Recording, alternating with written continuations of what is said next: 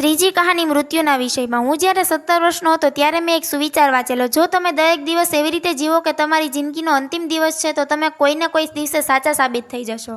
આ સુવિચારે મારા મગજ ઉપર એક ઊંડી છાપ છોડી દીધી. ત્યારથી હું દરેક સવારે ઉઠીને અરીસા સામે એક સવાલ કરતો હતો. જો આજનો દિવસ મારી જિંદગીનો છેલ્લો દિવસ હોય તો હું આજે તે કરી શકીશ જે હું કરવાનો છું.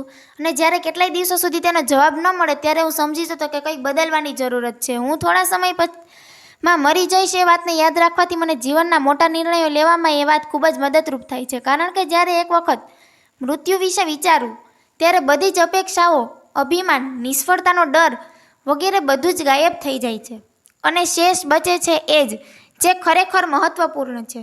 આ વાતને યાદ રાખો કે એક દિવસ મરવાનું જ છે તો કોઈ પણ ચીજને ખોવાનો ડરને દૂર કરે છે. લગભગ 1 વર્ષ પહેલાં જ મને ખબર પડી કે મને કેન્સરની બીમારી છે. ડૉક્ટરે પૂરા વિશ્વાસથી કહ્યું કે મને એક એવું કેન્સર છે જેનો કોઈ પણ ઈલાજ નથી. હવે મારું જીવન માત્ર 3 થી 6 મહિનાનું જ છે. આ રોગની સાથે આખો દિવસ વિતાવ્યો. સાંજે મારી બાયોપ્સી થઈ અને ગળાના રસ્તાથી કેમેરો ઉતારી એન્ડોસ્કોપી કરી.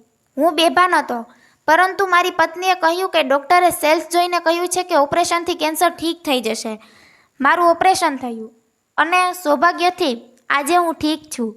મૃત્યુની એટલો નજીક હું ક્યારેય નથી પહોંચ્યો અને આશા રાખું છું કે થોડાક દશકાઓ સુધી પહોંચું પણ નહીં.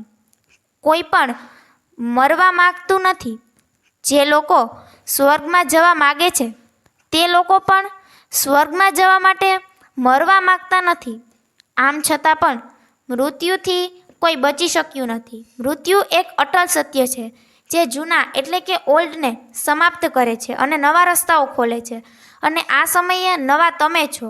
તમે પણ જૂના એટલે કે ઓલ્ડ થઈ જશો અને રસ્તો સાફ થઈ જશે. આટલી ડ્રામેટિક સ્પીચ માટે હું માફી માગું છું, પરંતુ આ જ સત્ય છે. તમારો સમય સીમિત છે, એટલા માટે તેને કોઈ બીજાના જિંદગી જીવીને વ્યર્થ ન કરો. ખોટી વિચારધારામાં ન ફસાવું. આપણા જીવનને કોઈ બીજાના જીવન અનુસાર ન ચલાવવું.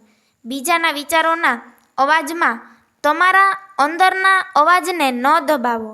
અને સૌથી મહત્ત્વપૂર્ણ એ છે કે પોતાના દિલ અને સહજ બુદ્ધિની વાત સાંભળવાનું સાહસ રાખો. તે પહેલેથી જ જાણે છે કે તમે શું બનવા ઈચ્છો છો. બાકી બધું જ ગૌણ છે.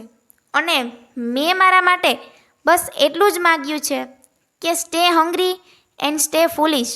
અને જ્યારે અત્યારે તમે બધા અહીંથી ગ્રેજ્યુએટ થઈ રહ્યા છો તો હું પણ તમારા માટે એ જ ઈચ્છા રાખું છું કે સ્ટે હંગ્રી એન્ડ સ્ટે ફૂલિશ.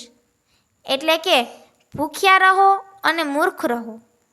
તેનો મતલબ એ છે કે કંઈક કરી બતાવવાની ભૂખ હોવી જોઈએ અને તમે તમારી જાતને બુદ્ધિશાળી સમજશો તો તમને એવું લાગશે કે મને બધી ખબર પડે છે, મને બધું જ આવડે છે. પરંતુ તમે તમારી જાતને મૂર્ખ સમજશો તો જ કંઈક નવું શીખવાની ખેવના થશે અને તમે એક નવો અને પરિવર્તનશીલ સમય ઊભો કરી શકશો. આભાર.